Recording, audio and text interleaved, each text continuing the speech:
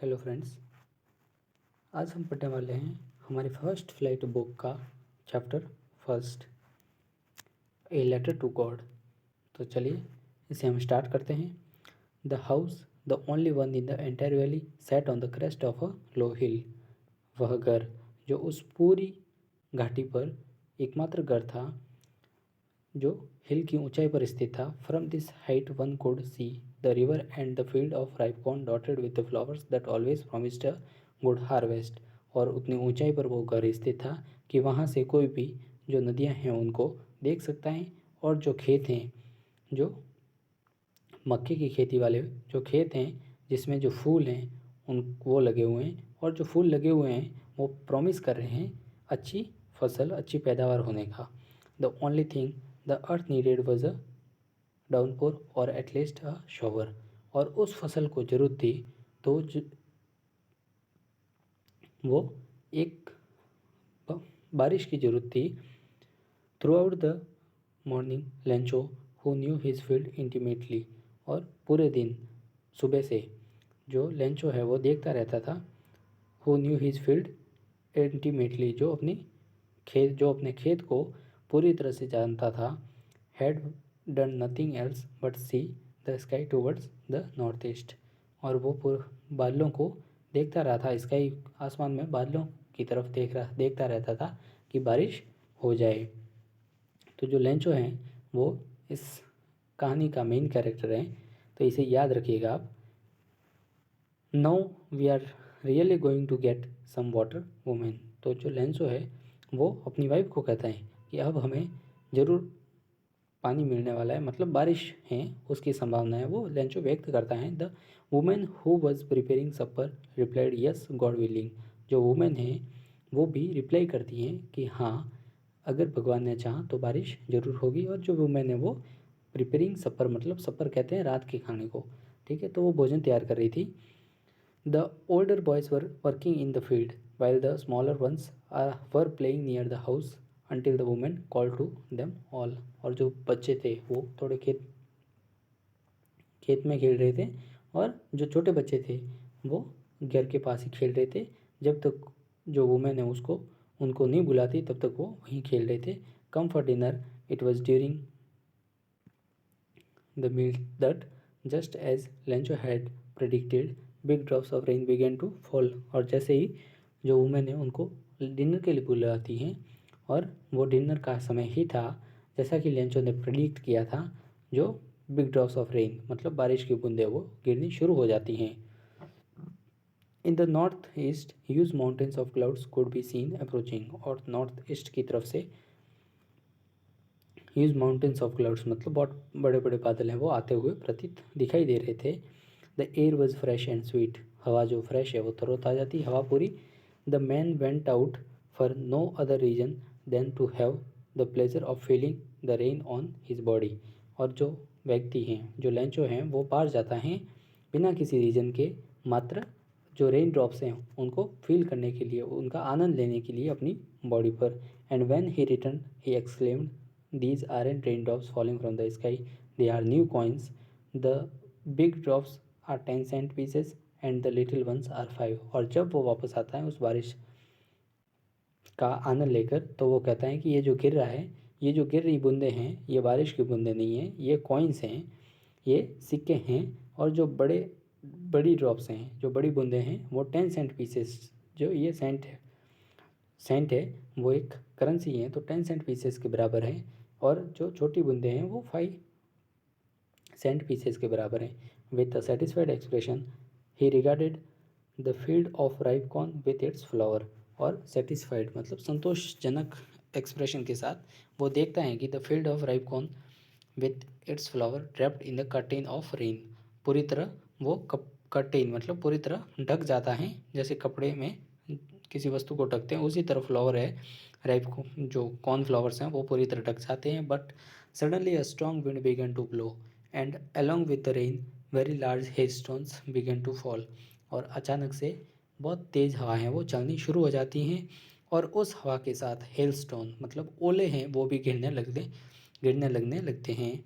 This truly did resemble new silver coins. और वो जो ओले हैं वो पूरी तरह सिल्वर कॉइन्स चांदी के सिक्के के समान प्रतीत हो रहे थे।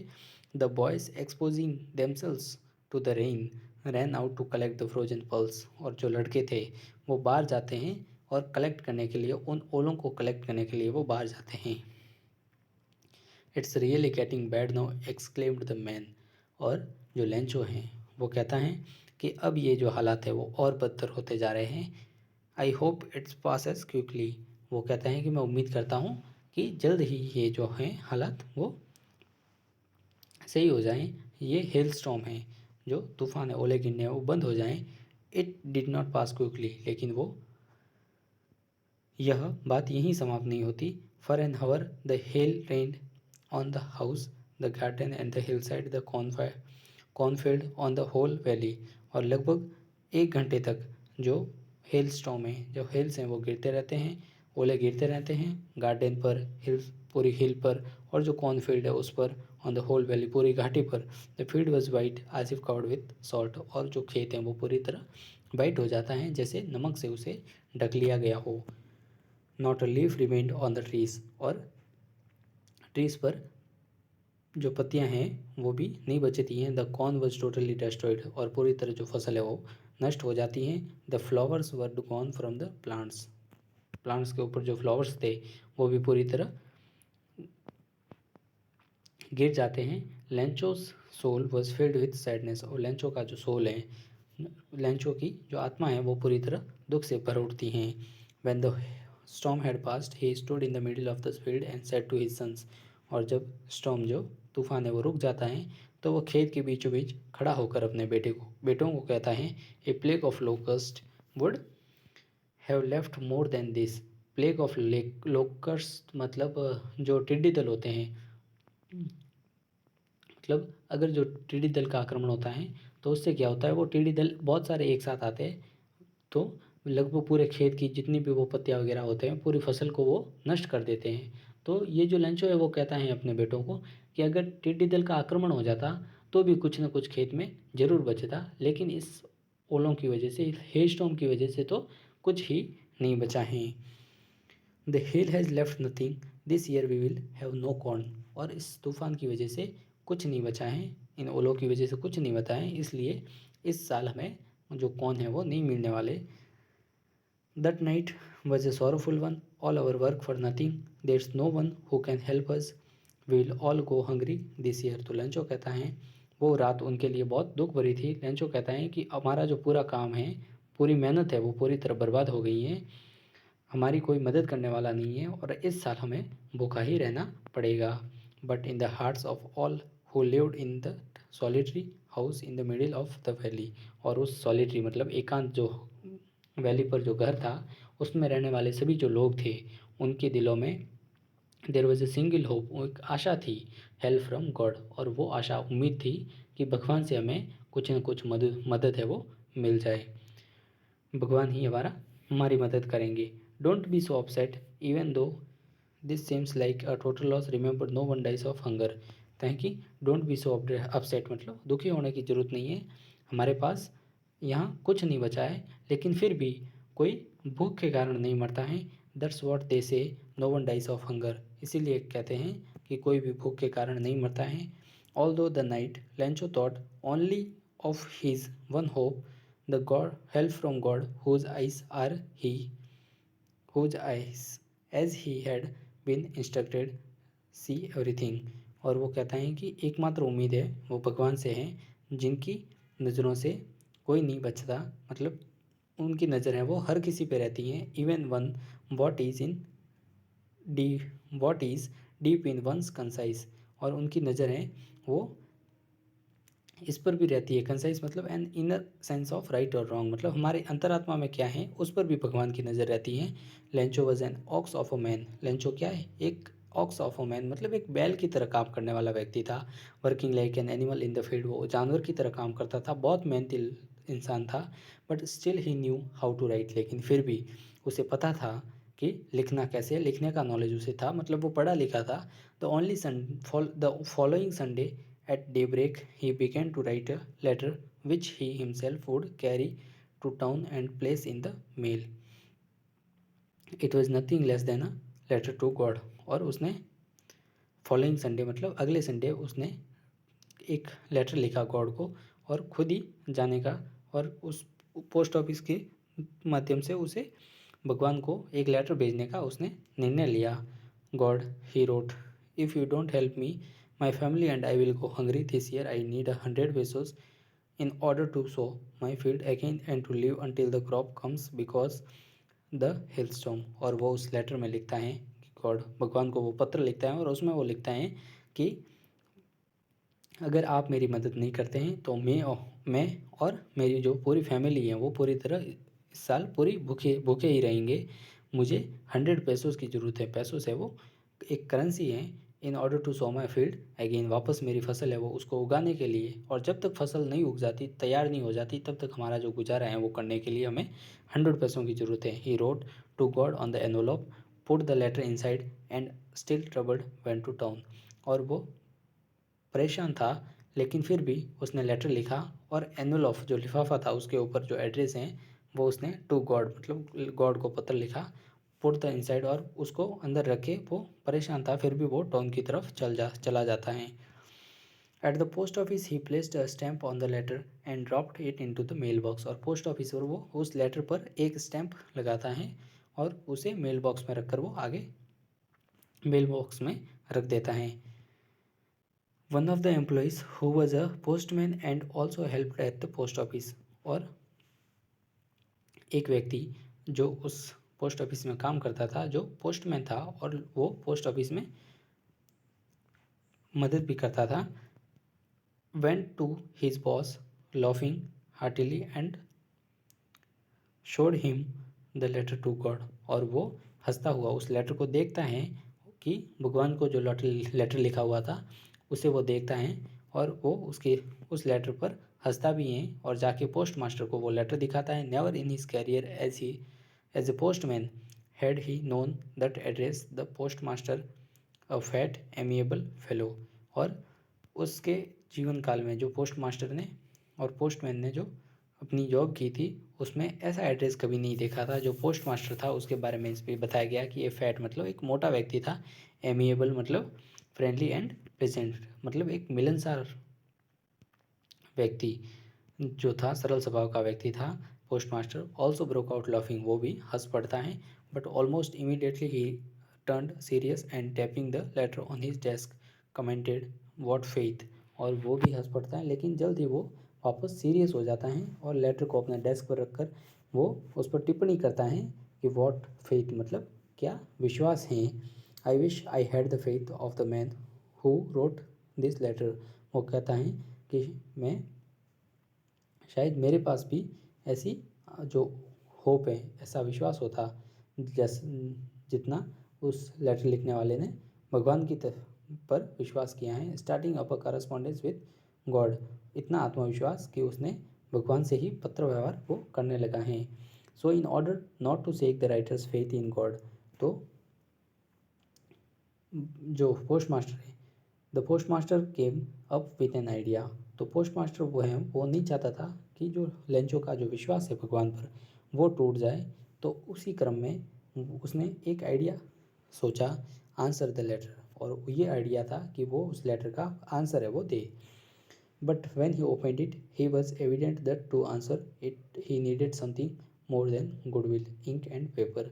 और लेकिन जब उस लेटर को उसने खोला और देखा तो उसे पता चला कि उस लेटर का आंसर देने के लिए उसे इंक और पेपर की बजाय इंक और पेपर के अलावा भी बहुत कुछ जो बातें हैं वो उनकी ज़रूरत होगी उसके लिए, क्योंकि जो लेंचो ने लेटर में है वो पैसों की मांग की थी और वो सिर्फ लिख के नहीं भेज सकता था, उसे पैसे हैं, भगवान पे विश्वास उसका कायम रखना है तो उसे पैसे भी भेजने पड़ेंगे। But he stuck to his resolution, लेकिन वो उसने जो निश्चय किया था उस पर वो दृढ़ रहा। He asked for money from his employees, he himself gave part of his salary and several friends of his were obliged to give something for an act of charity।